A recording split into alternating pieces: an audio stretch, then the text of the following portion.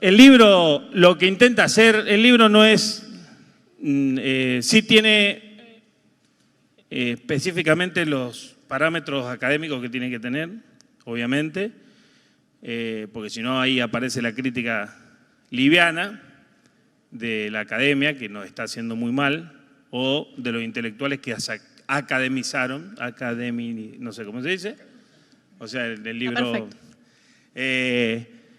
Entonces tiene los parámetros eso, tiene mucho debate, tiene mucha discusión. Lo que intenta hacer son premisas, o mejor dicho, postulado. Me gusta mencionar postulado, que sea la palabra postulado porque es una palabra que usa mucho Kant, porque un postulado intenta más debatir sobre lo subjetivo, ¿no es cierto?, sobre lo político y no sobre el objeto, ¿no?, sino más sobre el sujeto, en términos de un término que usa Kant. Entonces es un postulado, no es nada fijo, intenta irrumpir en este tiempo político. Hay un tiempo que no hay respuestas. No tenemos respuesta, las estructuras de hoy no tienen respuesta al fenómeno social que está pasando actualmente. Hoy lo que vemos, hay una transformación enorme en el ámbito del capital, y no solo que no lo vemos, sino que somos ¿cómo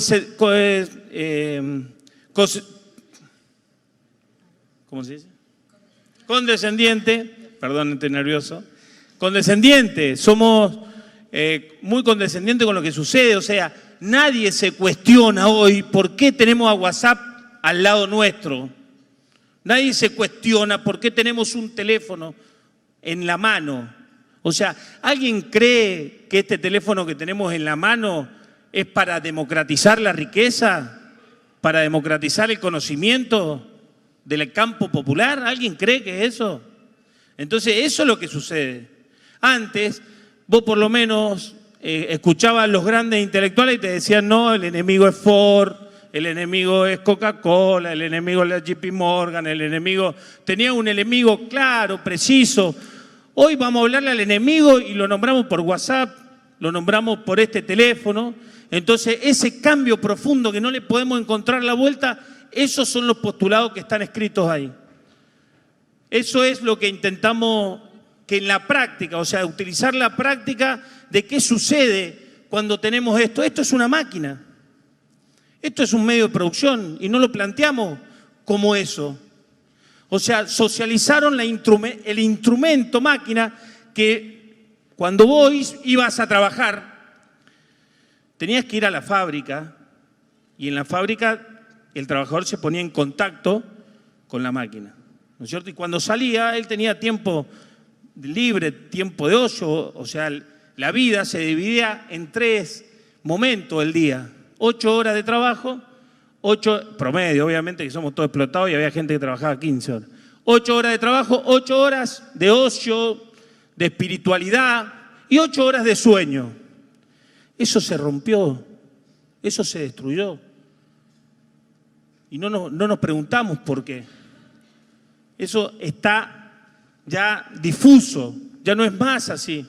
Y nosotros lo que planteamos en el libro, que eso es lo que nos animamos a decir, es que el tiempo de trabajo se amplió las 24 horas. Hasta en el sueño va a llegar el momento que hasta en el sueño nos van a hacer producir en el sueño.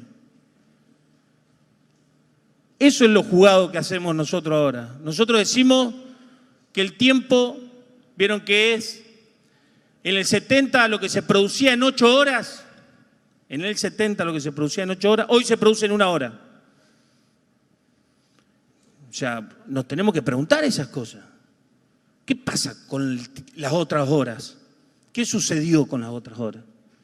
Bueno, en el mundo hoy un ciudadano está dentro, o sea, se mete al mundo de Internet entre 6 a 8 horas. Entre 6 a 8 horas. ¿Alguien cree que eso es para el tiempo de ocio? ¿Para que nosotros estemos en la distracción o en la espiritualidad y pensemos y reflexionemos?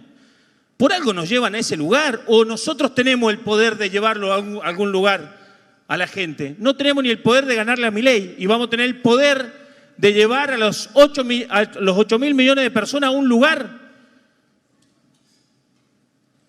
Eso tiene que ser, eso para el campo popular, tiene que ser unos interrogantes. O sea, esto de la pandemia, no haber cuestionado la pandemia, es un interrogante. Para nosotros fue un catalizador de demostrar que se puede vivir sin la producción vieja. O sea, vivimos y no pasó nada. ¿Cuándo uno pensaba que en los 70 se iba a parar la producción de esa manera? Nos moríamos todos, y es lo que decía Pedro, y sobrevivimos. ¿Qué pasó que sobrevivimos? ¿Qué pasó que siguieron teniendo clases nuestros hijos? ¿Qué pasó que nosotros también seguimos teniendo clases? ¿Qué pasó que seguimos trabajando y nos fuimos a un mundo de reuniones mediados por la virtualidad? Y andaba bien. Y antes de la pandemia vos te metías al Meet porque existía y andaba para el orto. Y un día para el otro entramos en pandemia y funcionaba el Zoom, funcionaba el Meet y no se cortaba. ¿Qué pasó? ¿Qué pasó? Nos llevaron al mundo de la virtualidad, el mundo se digitalizó, la producción se digitalizó, y eso es lo que queremos decir. ¿Y cómo puede ser que no lo estemos viendo? ¿Cómo puede ser que la intelectualidad esté en otro lugar? Que no podamos analizar, y se analiza nada más, se analiza desde el mundo, los intelectuales de Orgánico del Capital la tienen muy clara, que hay que leerlo, Harari, a todos esos muchachos que te dicen vas a ser feliz y no tendrás nada. Claro, porque todo lo tenés vos. Obvio, si todo lo tenés vos. Y nosotros vamos a estar en el mundo ahí, metido en el mundo de Internet. Y nosotros lo que decimos es que en ese lugar lo que hacemos es trabajar. No es que nos roban los datos. Eso es falso, eso es chuchería. Eso es moneda, es gitanero eso. Estos muchachos lo que hacen, nos meten a trabajar. Esta nueva personificación del capital, que nosotros le llamamos la nueva aristocracia financiera y tecnológica, esos muchachos lo que hicieron es extender el trabajo no pago. Y el trabajo que es pago lo meten en el salario, en un monto mínimo que a vos te sirva para comprar vestimenta y para comer, y con eso te sobra. Claro, porque ahora son 2 mangos, no es lo mismo comprar 1 kilo de pan en 1900 que comprar 1 kilo de pan hoy. Sale el 3000% menos. Los medios de consumo, esos que son del salario, salen 2 pesos ahora. Por eso, ¿por qué en el 1900 no se hablaba de salario universal y hoy se habla de salario universal? Hoy se habla de salario universal porque el capital puede pagar ese salario universal. Y le sobra. Y le sobra con las ganancias que tiene.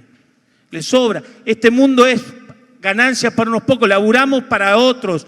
¿Saben para qué trabajamos? ¿Saben para qué trabajamos hablando esto del trabajo y del ocio? Trabajamos para producir nuestra propia miseria. Y para producir la riqueza del 1% de la población. O sea, ¿estamos entendiendo que trabajamos para producir nuestra propia miseria? Entonces, yo creo, eso lo que invita es tratar de despertar, tratar de dejar de ser una mercancía, tratar de dejar de ser un zombi, para pasar a ser humanos. Y por eso utilizamos el concepto del despertar del género humano. Dejar de ser objeto y mercancía, ayer lo decía Linera en la cena en Cetera. Despertar del ser mercancía, despertar de ser cosa, despertar del ser objeto para pasar a ser humano, para despertar el género humano. Y eso es con lucha, y esto es cuestionando esto. Nadie dice que hay que dejar el teléfono, ¿no? ¿Viste el se sentido radicaliza común? El sentido y te dice... La estupidez. Pero vos sí, hablás vos sos desde un zurdito y teléfono. tenés un Samsung. ¿Y qué querés que tenga? Un teléfono fijo, boludo. ¿Me entendés? O sea... Si yo milito para hacer la revolución, no milito para ver si no compro algo. ¿Qué querés que haga? ¿No vivís más? Si va a comprar 1 kilo de pan y ya no es del panadero el pan que está ahí. Es de un monopolio. Si quieren se lo explicamos. Ahí tengo a Matías Trasorier. Vení, Matías, explicá cómo del Centro de Estudio Agrario. Entonces, nosotros lo que planteamos es, y aparece todo este concepto de inteligencia artificial, y hemos perdido, ya el mundo se fue a la mierda. ¿Qué se va a ir a la mierda? Ese es un discurso de mierda del coreano este. ¿Entendés? O sea, no, nos llevan a ese lugar. La inteligencia artificial es como, pareciera que no pasó nada en el mundo.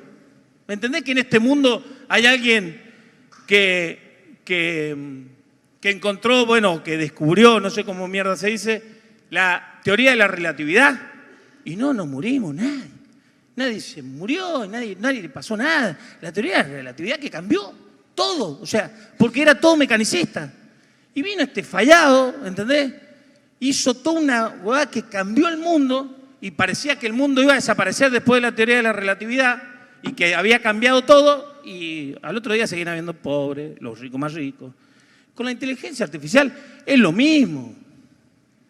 El problema de la inteligencia artificial es que lo utilizan ellos. Si eso es lo que tenemos que probar. Dame la inteligencia artificial, va a ver cómo el pueblo va a ser feliz. Vamos a ser felices. Es como los viejos griegos, los Aristóteles, todos estaban al pedo pensando. ¿Sabes por qué estaban al pedo pensando? Porque los esclavos estaban trabajando. ¿Entendés? O sea, yo también quiero ser Aristóteles, boludo. Claro, ¿quién no quiere ser Platón? Si estaban tenían los esclavos laburando como... ¿Entendés? O sea, el problema es que eso, la inteligencia artificial, es tan libre, el 1%, Elon Musk, se dedica a subir a un cohete, ¿cómo se llama? Un misil, esa hueá, y se va al espacio. ¿Puede entender que ese vago, y nosotros no nos cuestionamos que ese vago viaja al espacio? O sea, hay un vago que viaja al espacio. ¿Entienden? ¿Entendés? Nosotros estamos acá en el CCK. Ese vago se sube a un cohete, culiao, y sube al espacio. O sea, no, ¿viste? Y le hacemos, qué bien fue al espacio. ¡Hijo de puta, con la nuestra! ¿Entendés? O sea, ¿cómo no nos vamos a cuestionar qué es con la nuestra? Porque él nunca puede investigar, ir al espacio. Eso con los científicos, con los trabajadores que se rompieron el lomo para tener la ciencia, para tener un cohete. Eso en las manos nuestras, el cerebro nuestro. Y a eso le llamo yo sabiduría de la mayoría. ¿Por qué sabiduría de la mayoría? Y Mar le llama intelecto general. Ese intelecto general, esa sabiduría de la mayoría, es de la historia de la humanidad, del esfuerzo de nuestras manos en combinación con nuestro cerebro, con nuestras neuronas. Eso es nuestro. Eso no es de ellos. Ellos lo apropiaron. El capitalismo lo apropió y con esa apropiación nos impuso, nos oprimió y nos llevó al límite de ser animales. O sea, estamos en el límite de ser animales, lo único que nos dan un salario para vestirnos y alimentarnos. ¿Entienden que nuestro salario es para...? Porque es imposible... Esa estupidez, hoy pongo un kiosquito, después pongo 2 allá, 3 allá y después tengo una multinacional de kioscos. No.